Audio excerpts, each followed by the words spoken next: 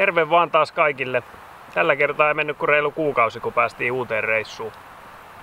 Silloin reilu kuukausi sittenhän oli täys talvi ja metri lunta ja nyt on melkein kesä. Täällä pystyy kävelemään jo täällä mettässä ihan hyvin ja tällä hetkellä on varmaan joku 18 lämmintä. Ihan pikku tulia tossa pidän makkarapaista ja muutenkin tunnelman takia. Se on iso lumilaikku vieressä, niin se on hyvä semmonen turva, että jos pelkää, että se siitä lähtee leviämään, niin tuolla lumella on hyvä sammuttaa se.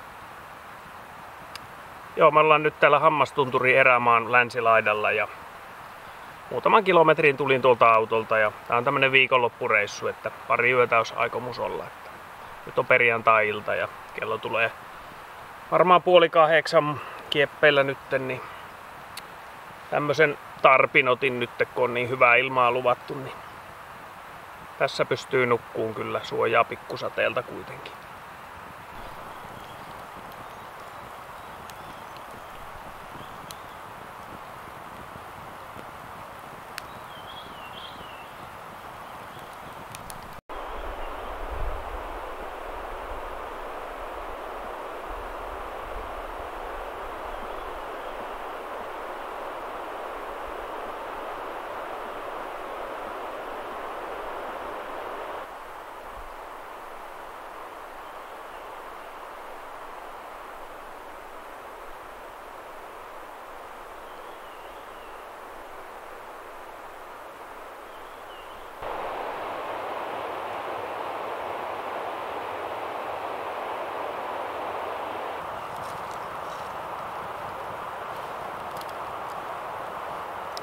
Kyllä tässä on taas melko etuoikeutettu tunnelma. Sulamaa. Sää lähes täydellinen. Ei yhtään sääskiä. Linnut laulaa. Koski kohisee. Pikkutulet. Ai. Täydellinen luonnonrauha.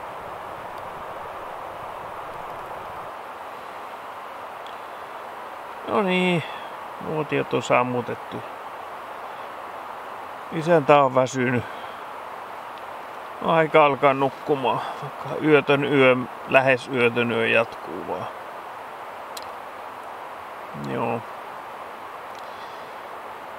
Ei muuta kuin hyvää yötä, jatketaan huomenna ja katsotaan mihin sitä hortoillaan huomenna sitten. Ai.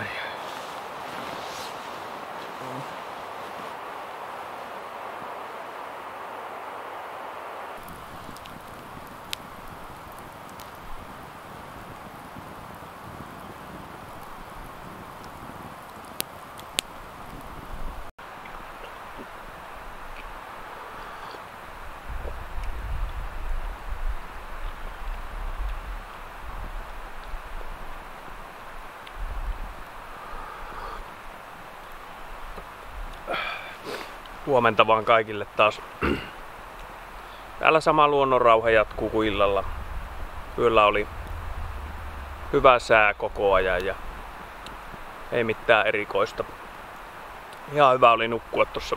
Vähän muhkurainenhan se on, mutta kun pistää vähän takkia ja paitaa ja muuta pahimpien manttuihin, niin siinä oli ihan hyvä. Yleensä tämmönen paikka on parempi sitten loppujen lopuksi kuin miltä se alussa näyttää. Joo, tekasin parit leivät ja kahvit ja puuron ja yhden makkarankin paistan tossa, vaikka nyt ei välttämättä tarttis, mutta kun sitä tuli otettua matkaa ja aika lämmin keli, niin pitää syödä pois vielä kun pystyy.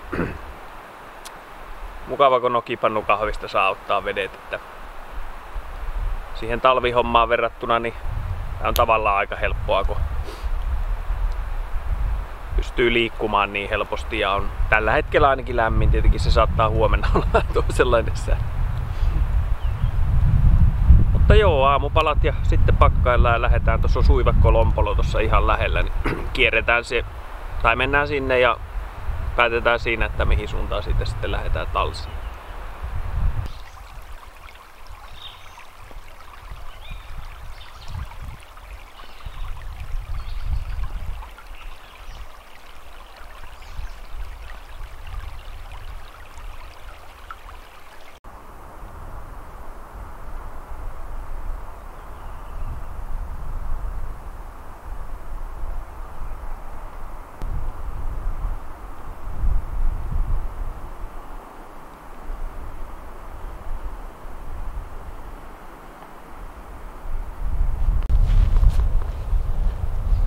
Suivakko Lompolo.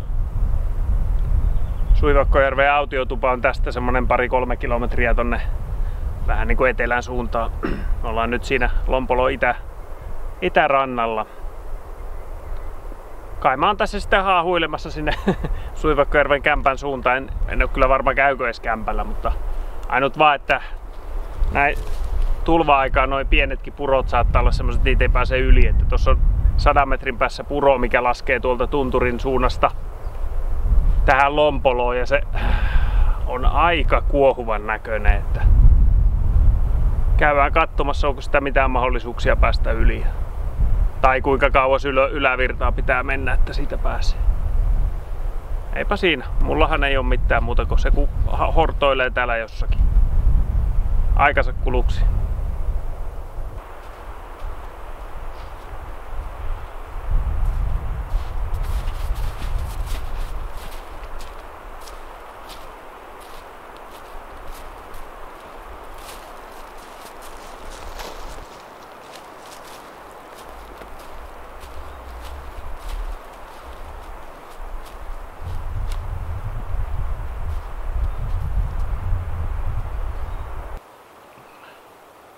Eipä siitä purosta oikein helpolla yli olisi päässyt. Tainnut kiertää niin kaukaa jostakin. No. Niin valtavassa tulvassa kaikki nyt. Että enpä mä sitten lähtenyt sinne yrittämäänkään, vaan käännyin tänne pohjoiseen suuntaan. Ja tässä on Passimo Selkä-niminen tämmönen vaara. Tuonne Illestijärveä kohti kävele, mutta tuskin sinne asti tänään menee. Aika lämmin, meni vähän pilveen kyllä. Että saa nähdä, ripsiikö se vettä vielä jossain vaiheessa. Mutta mennään nyt sen verran, kun hyvältä tuntuu. Ja jos löytyisi joku oikein nätti leiripaikka, niin vaikka hyvissä ajoinkin pistää tarpin sinne, niin on ainakin sateensuoja sitten. Ja jos haluttaa vielä lähteä illan päälle käymään jossain, niin pikkusen käpyttelemässä, niin senkin voi tehdä.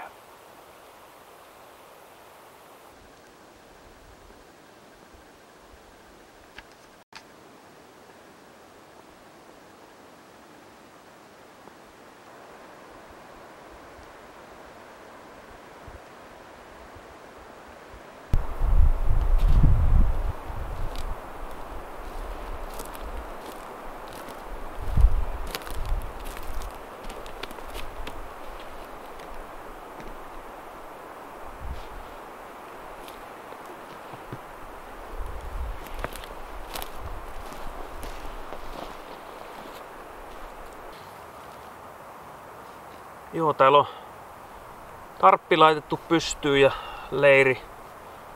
leiri on valmis. Kellohan ei ole paljon mitään, ei ole 3 vielä. Tuossa vähän masennuin, kun katsoin tuolla Garminilta näki ton sääennusteen, niin se näyttää aivan järkyttävän huonoa säätä niin kuin illaksi, yöksi ja huomiseksi päiväksi. Että 2-3 astetta ja lumiräntäsadetta, aika kovaa tuulta. Niin aloin vaan miettiä, että jos mä tässä ruokailen ja kävelenkin jo tänään autolle, sinne on 5 kilometriä matkaa, että olisin helposti illaksi siellä. Kun kellokin on niin vähän, että miten tässä sitten parin tunnin päästä pitäisi alkaa sateilemaan, niin oikein viittis kauheasti lähteä enää kauemmas retkeilemäänkään tässä. Mutta mäpä mietin vielä hetken. Ensinnä syö ja mietin sitten.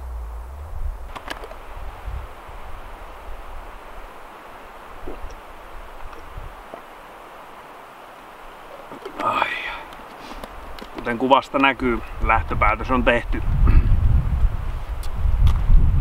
Toki tunnen itseni pikkusen idiootiksi, tällä hetkellä on ihan hyvä sää. Aika lämmin ja suoralla navigointisuunnalla tuun, niin hirveän raskasta maastoa, mutta 2 kilsaa tultu ja 3 kilsaa varmaan autolle vielä. Mutta se on toi Garminin kepsiin lähetettävä sääni kyllä tosi luotettava ollut, että kyllä se on ihan tunnin tarkkuudella niin ollut yleensä oikeassa, että ja muistaakseni ihan Suomenkin normaali sääkin kyllä ennusti vähän huonoa sinne sunnuntaille, että periaatteessa kun mä olisin huomenna aamulla tämä sitten ankeassa sateessa sitten tarpunut tän varmaan ihan saman jäljen, niin kyllähän se, en tiedä onko sekään nyt sitten lisäarvo, että värjöttelee tuolla tarpialla sitten huomiseen ja lähtee sitten viluissaan matkaa sadevaatteet päällä ja muuta. Tehdään tästä tämmönen reilu vuorokauden alkukesäinen matikkareissu. Mutta joo, pitää vähän juopassa ja viilentyä ja jatkaa sitten matkaa.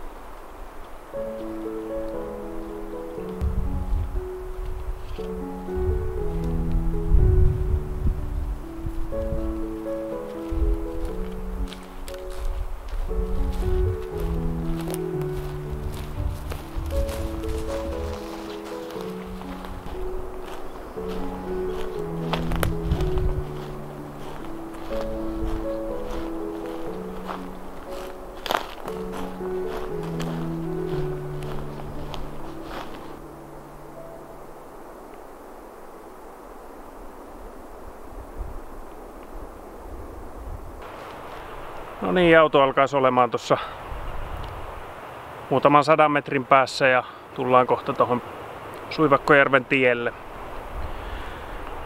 Joo, tästä tuli nyt tämmönen vuorokauden reissu, ei ihan 2 yötä.